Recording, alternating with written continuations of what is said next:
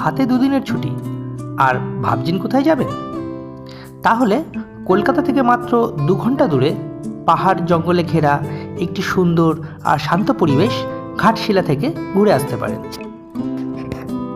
এখানের সমস্ত জায়গা নিজ প্রাকৃতিক সৌন্দর্যের জন্য যথেষ্ট পরিচিত।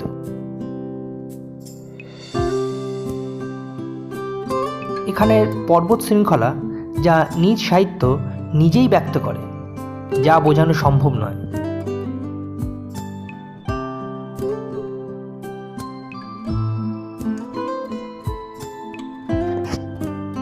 পর্বতের গা বেয়ে বয়ে চলেছে ঝর্ণা, যা বর্ষায় একটি অন্যরকম আকর্ষণ তৈরি করে।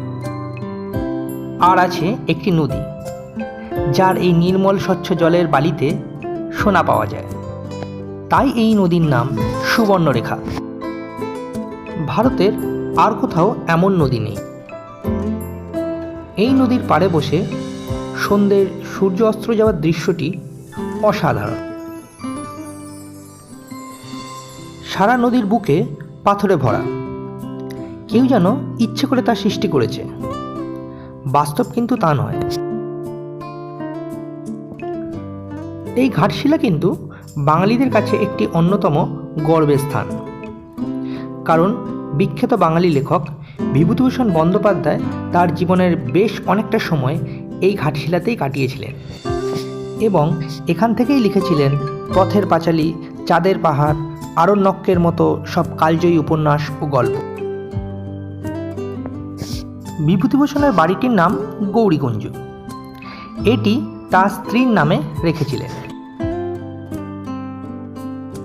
ঘাটশিলা এলে অবশ্যই দর্শন করবেন মা রঙ্কিনী দেবীর মন্দির, কারণ মনে করা হয় এই ঘাটশিলা মায়ের আদেশেই চলমান।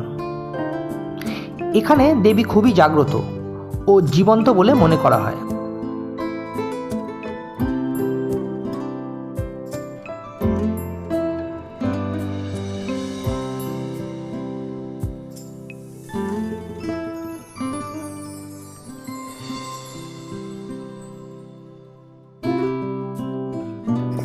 আপনারা ঘাটশিলায় এসেও ঘাটশিলা ছাড়া এর নিকটবর্তী স্থান টাটানগর, কাকড়াঝড়, দলমা ফরেস্ট ইত্যাদি ঘুরে দেখতে পারেন।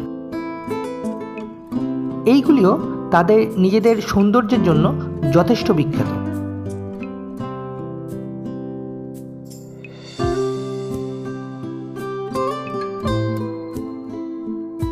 এবারে বলি ঘাটশিলায় থাকবেন কোথায়।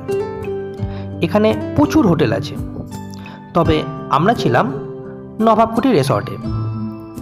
এটির আরেকটি নাম স্নেহলতা। হোটেলটি খুবই সুন্দর আর অনেক বড় জায়গা নিয়ে। হোটেলের প্রাইসও রিজনেবল। এখানের রুমগুলিও খুব পরিষ্কার পরিচ্ছন্ন।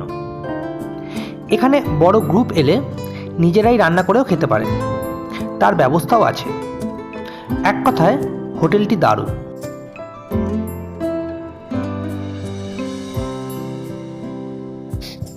ঘাটশিলা ঘুরতে হলে আপনাদেরকে অটো রিজার্ভ করেই ঘুরতে হবে।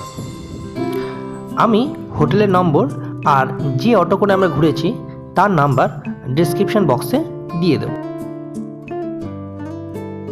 তাহলে আর দেরি কেন, সামনের বর্ষাতেই ঘুরে আসুন ঘাটশিলা থেকে। বর্ষাকালে ঘাটশিলার রূপটি সম্পূর্ণ বদলে যায়। ঝর্ণাগুলিও দারুণ সুন্দরভাবে বয়ে চলে।